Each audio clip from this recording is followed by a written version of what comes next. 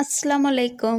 എന്തൊക്കെയുണ്ട് വിശേഷങ്ങൾ? എല്ലാവർക്കും സുഖമാണെന്ന് വിശ്വസിക്കുന്നു. ഇന്ന് ഞാൻ തയ്യാറാക്കുന്നത് ഒരു ചിക്കൻ ബിരിയാണിയാണ്. നമുക്ക് വളരെ ഈസി ആയിട്ടും നല്ല ടേസ്റ്റി ആയിട്ടും ഉണ്ടാക്കാൻ പറ്റുന്ന ഒരു ചിക്കൻ ബിരിയാണിയാണ് ഇന്ന് ചെയ്യുന്നത്. ബിഗിനേഴ്സിന് പോലും വളരെ പെട്ടെന്ന് ഉണ്ടാക്കാൻ പറ്റുന്ന ഒരു ചിക്കൻ ബിരിയാണി റെസിപ്പിയാണിത്. ആദ്യം നമുക്കൊരു പാനിലേക്ക് കുറച്ച് വെളിച്ചെണ്ണ ചേർത്ത് കൊടുക്കാം. ഇതിലേക്ക് ഒരല്പം ഗീ കൂടി ചേർത്ത് കൊടുക്കാം. ഇത് ചൂടായി വരുന്ന സമയത്ത് കുറച്ച് അണ്ടിപ്പരിപ്പ് ചേർത്തിട്ട് ലോ ഫ്ലെയിമിലൊന്ന് വറുത്ത് കോരാം. കരിഞ്ഞു പോവാതിരിക്കാൻ വേണ്ടിയിട്ട് ഒന്ന് ശ്രദ്ധിക്കണം. ഇതൊക്കെ ഡെക്കറേഷന് വേണ്ടി ചെയ്യുന്നതാണ്, താല്പര്യമുള്ളവർ ചെയ്താൽ മതി. പിന്നെ ഇതിലേക്ക് തന്നെ കുറച്ച് ഉണക്കമുന്തിരി കൂടി ചേർത്തിട്ട് അതും വറുത്ത് കോരുക. ഈ ഒരു ഓയിലിലേക്ക് തന്നെ ഒരു സവാള സ്ലൈസ് ചെയ്തിട്ട് ചേർത്ത് കൊടുക്കാം. നമ്മൾ ഹൈ ഫ്ലെയിമിലാണ് ചെയ്തെടുക്കുന്നത്. ഒരല്പം മാത്രം ഉപ്പ് ചേർത്ത് കൊടുക്കുക. ഇത് കളറ് മാറി വരുന്ന സമയത്ത് ലോ ടു മീഡിയം ഫ്ലെയിമിലാക്കിയിട്ട് അങ്ങനെ ഗോൾഡൻ ബ്രൗൺ കളറാകുന്നവരെ ഒന്ന് വറുത്തെടുക്കുക. അതിനുശേഷം ഇതൊരു സൈഡിലോട്ട് മാറ്റി വെക്കാം. ഈ ഒരു സെയിം ഓയിലിലേക്ക് തന്നെ ഞാനിപ്പം വെളുത്തുള്ളി ചതച്ചത് ചേർത്ത് കൊടുക്കുന്നുണ്ട്. ഞാനിപ്പോൾ ചോപ്പ് ചെയ്തെടുത്തിട്ടുള്ളതാണ്.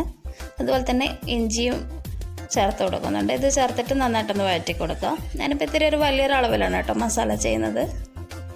നല്ലോണം ഒന്ന് വഴറ്റി കൊടുക്കുക. പിന്നെ ഇതിലേക്ക് ഒരു 22ഓളം പച്ചമുളക് ചേർക്കുന്നുണ്ട്. ഇത് ചേർത്തിട്ട് നല്ലോണം ഒന്ന് വഴറ്റി കൊടുക്കുക. എരിവിന് പാകത്തിനുള്ളത് തന്നെ ചേർത്ത് കൊടുക്കണം.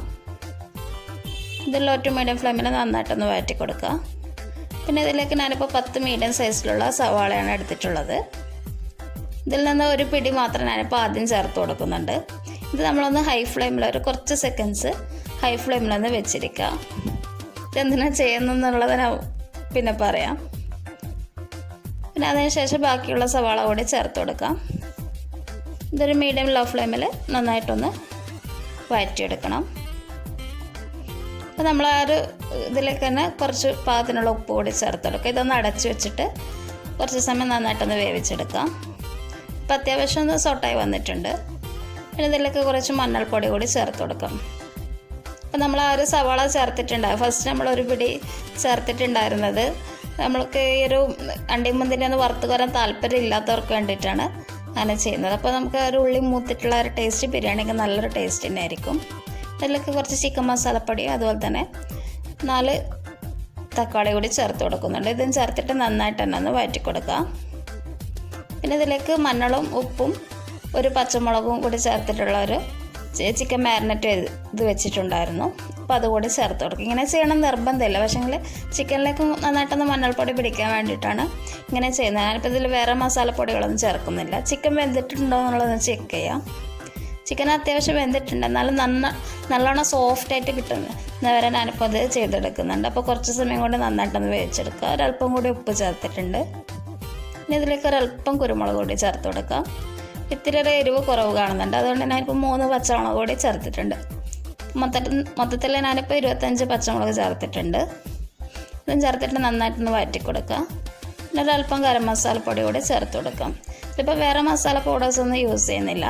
നന്നായിട്ട് സവാളയൊക്കെ വഴന്ന് കിട്ടണം, അതൊന്ന് ശ്രദ്ധിക്കുക. പിന്നെ ഇതിലേക്ക് ഒരു ചെറുനാരങ്ങയുടെ നീര് കൂടി ചേർത്തിട്ടുണ്ട്. പിന്നെ ഒരു 1/4 കപ്പോളം തൈര് കൂടി ചേർത്ത് കൊടുക്കുക. ഇത് പുളി നോക്കിയിട്ട് ചേർക്കണം. നമ്മൾ ചേർക്കുന്ന തക്കാളിയുടെ അളവൊക്കെ നോക്കിയിട്ട് വേണം ചേർക്കാൻ വേണ്ടിയിട്ട്. അതും ചേർത്ത് നന്നായിട്ട് വഴറ്റി കൊടുക്കുക. അപ്പോൾ ഈ ഒരു ഉള്ളി മൂത്തിട്ടുള്ള ഒരു ടേസ്റ്റൊക്കെയാണ് ബിരിയാണിക്ക് നല്ലൊരു ടേസ്റ്റ് കൊടുക്കുന്നത്. അപ്പം നന്നായിട്ട് ഉള്ളിയും കോഴിയൊക്കെ നന്നായിട്ടൊന്ന് വേവിച്ചെടുക്കുക. ഇതിലേക്ക് കുറച്ച് മല്ലിയിലയും പുതിനയിലയും ചേർക്കാം. ഞാനിപ്പോൾ കറിവേപ്പില ചേർക്കുന്നില്ല, താല്പര്യമുള്ളവർക്ക് ചേർക്കാം. ഇത് ചേർത്തിട്ട് പിന്നെ അധിക സമയം കുക്ക് ചെയ്യേണ്ട ആവശ്യമൊന്നുമില്ല. ജസ്റ്റ് ഒന്ന് മിക്സ് ചെയ്തിട്ട് നമുക്ക് ഫ്ലെയിം ഓഫ് ചെയ്ത് വെക്കാം. ഇപ്പം നമ്മുടെ ബിരിയാണിയുടെ മസാല റെഡി ആയിട്ടുണ്ട്.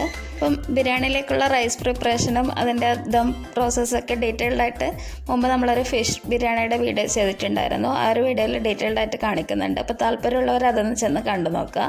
പിന്നെ ഇതിലേക്ക് ഞാനിപ്പോൾ ഫസ്റ്റ് റൈസ് ചേർത്തിട്ട് കുറച്ച് ഗരം മസാലയും മല്ലിയിലാണ് ചേർക്കുന്നത്, വേറെ ഒന്നും ചേർക്കുന്നില്ല. വളരെ സിമ്പിളായിട്ടുള്ള രീതിയിലാണ് ഈ ഒരു വീഡിയോയിൽ കാണിക്കുന്നത്. ഇപ്പോൾ ബിഗിനേഴ്സിനൊക്കെ ഉണ്ടാക്കാൻ പറ്റുന്ന നല്ലൊരു ബിരിയാണി റെസിപ്പി തന്നെയാണ്. അപ്പോൾ ഞാനത് മസാലയുടെ ആ ഒരു ചെയ്യുന്ന രീതിയൊക്കെ നിങ്ങൾക്ക് കാണിച്ചു തരാമെന്നുള്ള രീതിയിൽ മാത്രമാണ് ഈ ഒരു വീഡിയോ ചെയ്തിട്ടുള്ളത്. അപ്പോൾ എല്ലാവരും ഈ ഒരു ബിരിയാണി ട്രൈ ചെയ്ത് നോക്കണം. നിങ്ങളുടെ ഫീഡ്ബാക്കൊക്കെ അറിയിക്കുക. എല്ലാവർക്കും ഉണ്ടാക്കാൻ പറ്റുന്ന നല്ലൊരു ഈസി റെസിപ്പി തന്നെയാണിത്. വീഡിയോ ഇഷ്ടമായിട്ടുണ്ടെങ്കിൽ നിങ്ങളുടെ ഫ്രണ്ട്സിനും ഫാമിലിയിലേക്കൊക്കെ ഒന്ന് ഷെയർ ചെയ്തെടുക്കുക. സബ്സ്ക്രൈബ് ചെയ്തവരുണ്ടെങ്കിൽ ഒന്ന് സബ്സ്ക്രൈബ് ചെയ്യുക. താങ്ക്